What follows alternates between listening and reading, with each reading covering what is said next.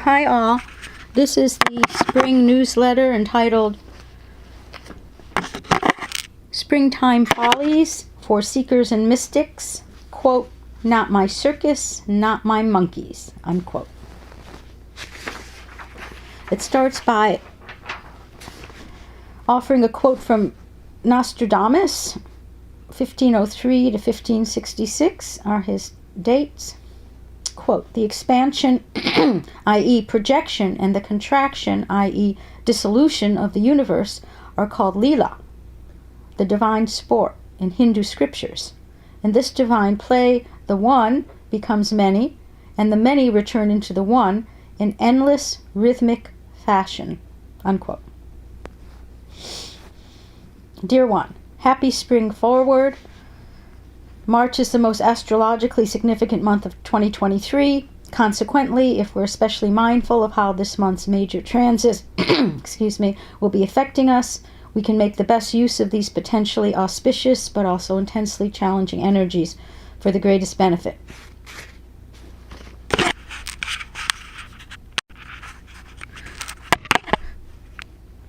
To start with, Karmic teacher Saturn just moved into spiritual Pisces on March 7th, for the next 30 months, setting up our karmic lessons, aka FGOs, effing growth opportunities, focused through whichever house or area of life Pisces falls in our birth chart. The good news is that overall, taskmaster Saturn can be a bit more mellow and dreamy Pisces, allowing those of us Saturnian types who still cling to any vestige of an illusion of control over people, places, things, and circumstances to be able to relax and chill out more in the Piscean cosmic ocean of consciousness, aka the flow state. This means that when any form of free-floating anxiety does arise, regardless of any seeming external trigger, we'll find it easier to mindfully witness it without judgment, as it's spontaneously arising from our samskaras, aka habitual karmic grooves, so that we have an opportunity to unwind them one layer at a time. The trick is to allow the anxiety, aka metaphysical angst, to disperse without engaging, feeding, indulging, acting out, or repressing it. This most spiritually pragmatic solution, which I've been practicing daily for over 40 years, is to inhale faith in the flow and exhale all varieties of fear as they arise, and to do this as often as needed, even if it means with every breath in the beginning. And a quote by Lao Tzu, quote, "Nature does not hurry, yet all things are accomplished," unquote. Then there's a link to my article on my website, Becoming One with the Inner Guru, or How to Make Saturn Your BFF. Next, on March 12th, that's today, that I'm sending the newsletter out on, Abundant Jupiter conjoins with Wounded Healer Chiron and Action-Oriented Aries, with Lover Venus in attendance, signaling that this month is an exceptionally good time to take tangible steps to initiate moving to the next level of healing, be it physical, mental, emotional, and/or karmic.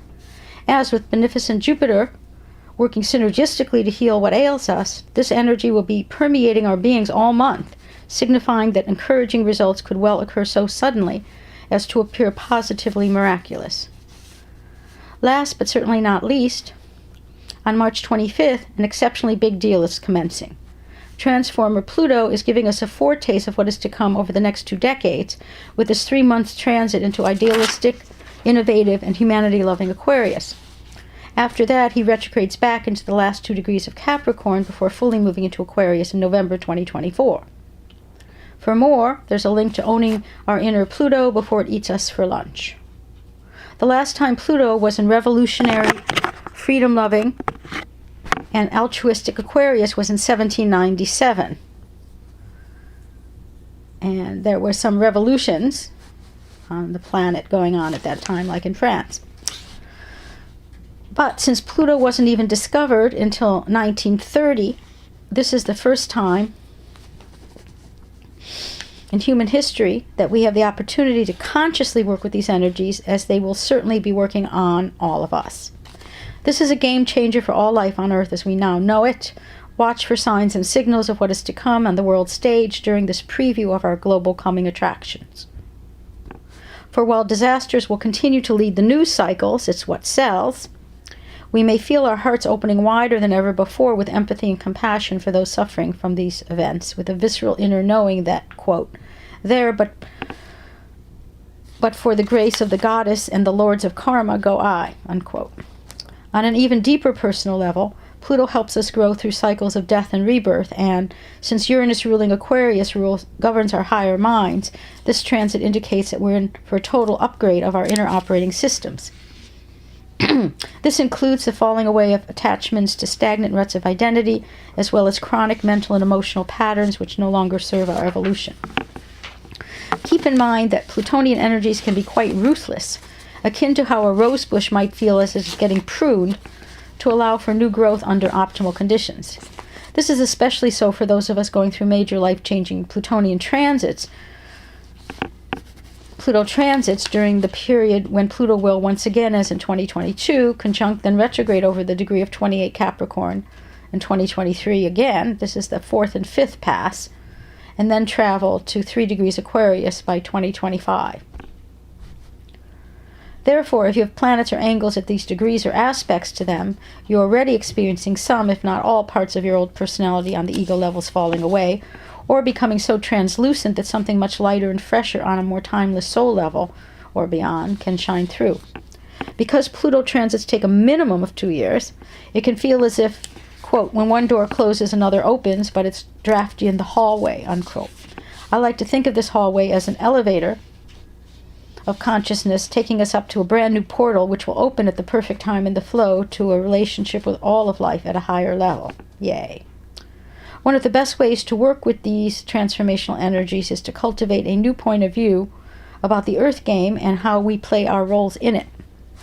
One of my favorite perspectives comes from the most ancient and sacred text, considered the origin of Tantra, in which there are 112 techniques.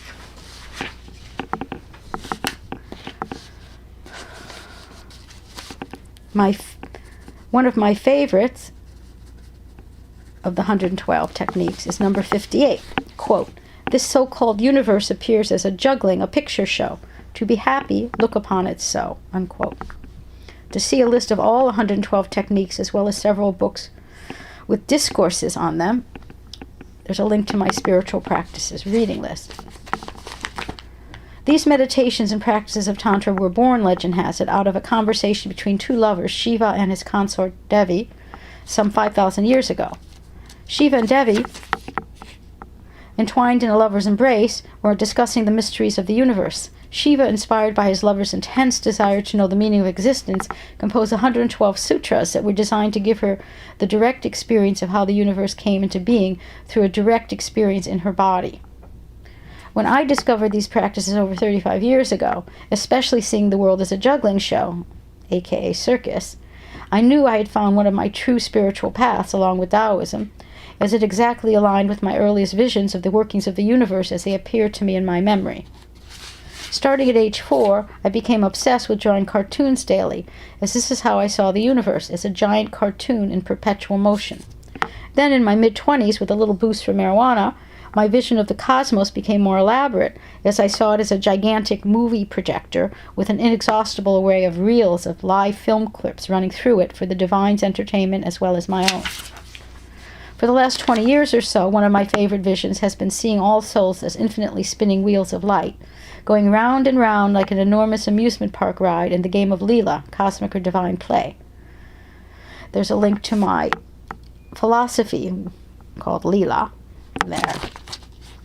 For those of you who have no trouble seeing the drama, tragedy, and horror of the human condition, but as to cosmic humor, not so much, then this particular tantric practice will be especially challenging, but all the more needed. Why is that?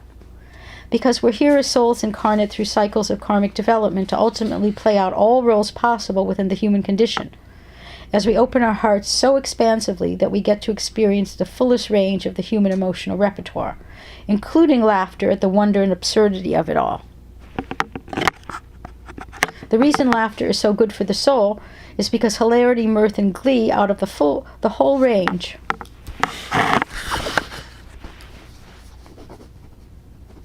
of emotional condiments, supplies our beings with the most juicy, alive, and spicy energy. Think about some of the peak moments of in your life when you laugh the hardest. Ever wonder why these hilarious times stay so dominantly in our emotional memory bank? For me, it's usually been in situations when the absurdity of what was going on made me laugh so hard I either fell down if standing or fell off my chair, and usually peed my pants a little. Once on magic mushrooms, while watching the grass grow, I started uncontrollably laughing for so long it spontaneously flipped into sobbing with joy at the wonder of it all. Not too many funny movies have ever triggered such an intense emotional response as real-life experiences. There are even some schools of Qigong where laughing is the primary practice because it opens the heart and heals what ails us. And there's a link to laughter Qigong. So cultivating lightheartedness is an essential part of the package deal we signed up for before our very first sojourn in the Earth Game. And there's a quote by Shakespeare from As You Like It. Quote, "All the world's a stage, and all the men and women merely players. They have their exits and their entrances, and one man in his time plays many parts." Unquote. For those of us stuck within a darker view of the Earth Game, this usually comes from a place in us where we're still not totally accepting of ourselves just as we are, wounds and all, dark side and all. So it's only natural to project these uncooked and unacceptable parts of ourselves out into the world so that it is the world that is not okay or acceptable just the way it is. I have seen this time and again with clients who are working with a soul assignment of Heart Development 101, aka self-love, self-worth, self-acceptance, but haven't quite gotten there yet. Their view of the world appears as an exact mirror, reflection of all that they judge as dark or bad or not okay in themselves.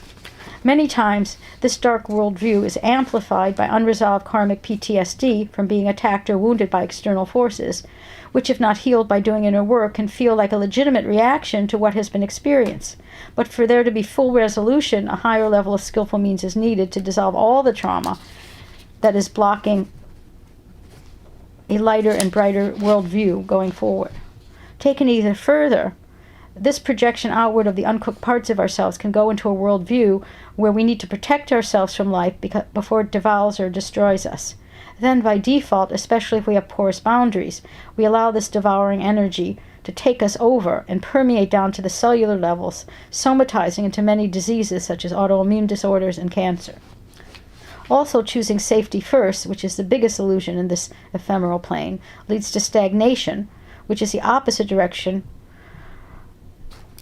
of where we need to go, as we're here to continuously grow and evolve. This can only come from being willing to take risks, which always makes us feel more alive. For those of us who have fully armored our hearts so as not to feel vulnerable in a negative sense of ever getting hurt and risking feeling pain again, which is part of the package deal of being fully human, various forms of heart disease are often part of this somatizing devolution.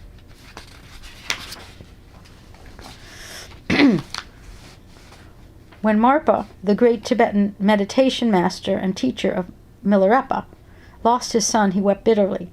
One of his pupils came up to him and asked, quote, "Master, why are you weeping? You teach us that death is an illusion." Unquote. And Marpa said, quote, "Death is an illusion, and the death of a child is an even greater illusion." Unquote. And Ram Dass says, quote, "Death is absolutely safe." Unquote. If we really want to expand our consciousness and release limiting beliefs about the nature of the Earth Game, the question to start with is, can we accept that all is evolving perfectly in the divine plan and that everyone and everything is part of one being, Leela, cosmic play, the Tao, the flow, all that is, or source, including, and there's a list, rabid cultists, fundamentalists of any ilk, sickness and illness on any level, pharmaceuticals and Western medicine, climate change. Wow. I specifically listed the above just to mention a few hot-button topics agitating many of us these days. This list can also make steam come out of our overheated left brains if we're allowing too much social media or the quote-unquote news. It lets us know when it's time to take a break. Haha. For as long as there have been human incarnations, there has always been natural and man-made disasters, plagues, wars, and other cataclysmic events. But never before in human history, until the internet, ruled by Aquarius, by the way, have we been bombarded with a 24/7 news cycle of endless catastrophes broadcast daily from all over the globe and into our psyches. In fact, the amount of info we're bombarded with in just one day now is about 150 times more than human beings had to contend with in an entire lifetime a century ago. Unfortunately for many of us, by not constantly screening what we allow into our minds with our discriminating awareness, we get inundated and stress out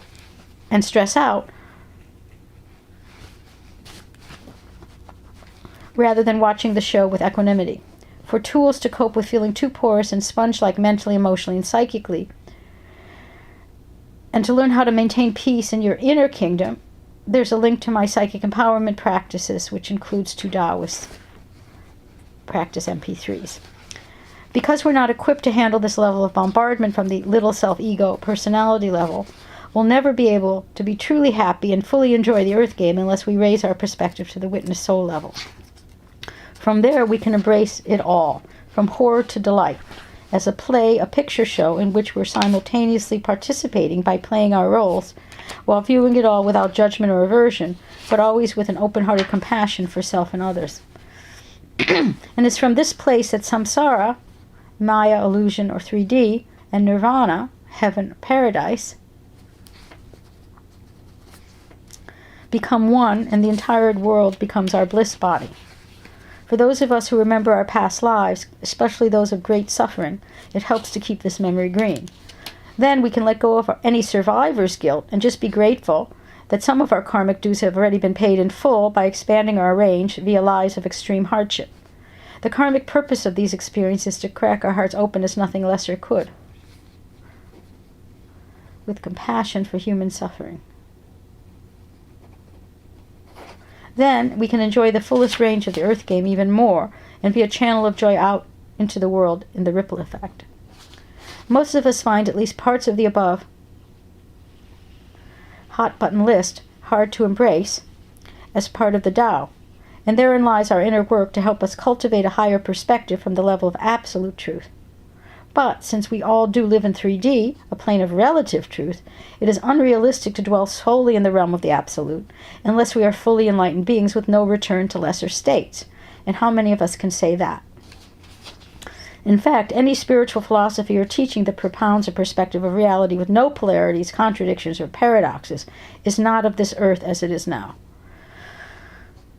So trying to live solely by these absolute or ultimate truth teachings, whether from Vedanta, and current teachers of that, or more current,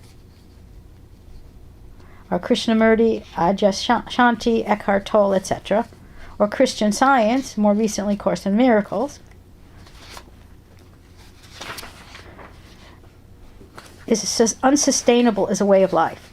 Accordingly, anyone who is attempting to exist exclusively in an absolute reality with no duality, while in an incarnation in the earth plane, as many die-hard quote-unquote New Agers try to do, is going to end up having feelings that something is inherently wrong or inadequate within their beings. The solution I found to this rejection and denial of 3D reality as merely a dream, or conversely, to rage at not having even an illusion of control over the duality of the physical plane, is to consistently utilize a perceptual split screen to view relative and absolute levels of reality simultaneously. This means that on one side of the screen, I live fully embodied in the world as it is, wholeheartedly playing the game of life amidst so much divine, orderly chaos.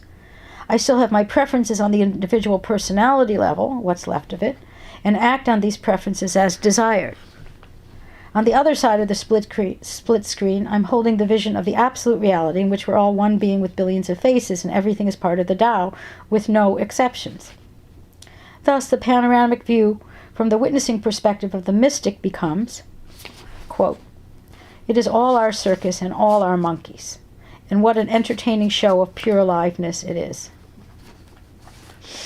The key is not to be so attached to having our preferences met, especially in terms of how the relative reality of the world is playing out now in the Kali Yuga, Dark Ages, that we cause ourselves undue suffering in the here and now.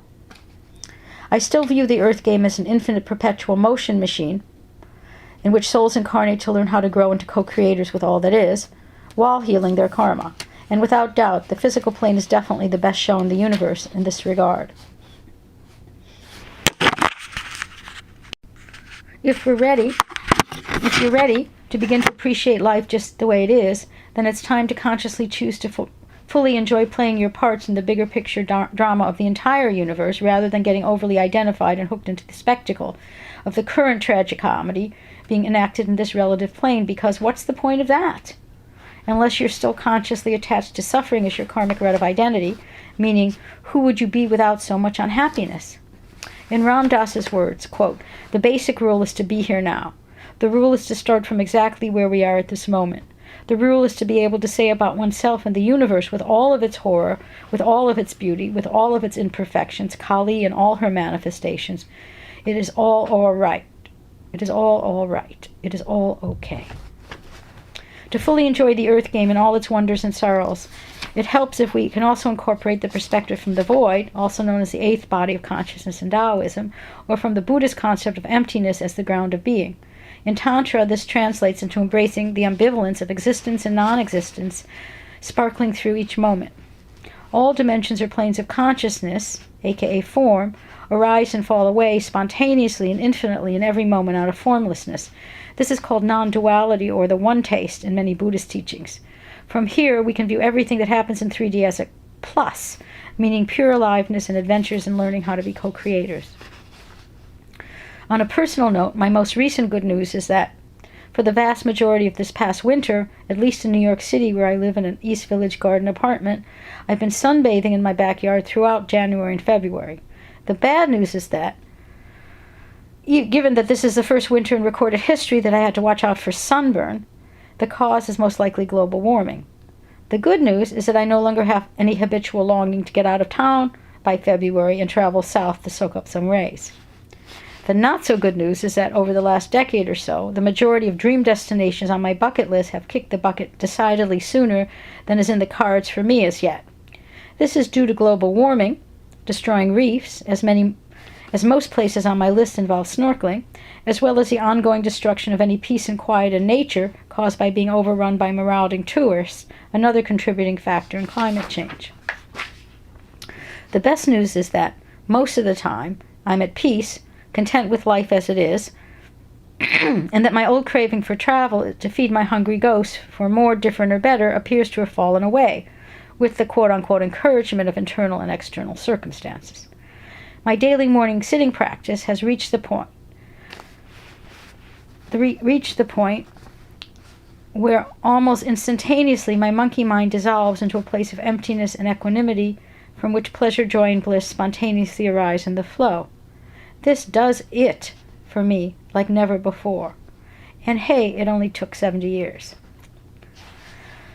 And a quote from Rumi, quote, "Let body needs dwindle and soul decisions increase. Diminish what you give your physical self, your spiritual eye will open," unquote. In closing, my metaphysical philosophy encompasses the concept that divine created the earth plane because he, she was bored, and we're the live entertainment. In other words, the 3D world of form is created as a relief from the formlessness of the void. Just kidding, sort of. In the earth game, everything is continuously changing and evolving in a multidimensional tapestry of pure aliveness in this plane of contradictions, paradoxes, and above all, duality. What a fantastic work of art it all is. In addition, as 3D functions as a school for soul growth, we are continuously evolving into being co-creators with all that is. So it behooves us, as budding co-creators, to look at our own personal realities, what we have manifested, as well as the emotional tone we radiate out through the ripple effect to others, and the earth plane itself as our greatest work of art.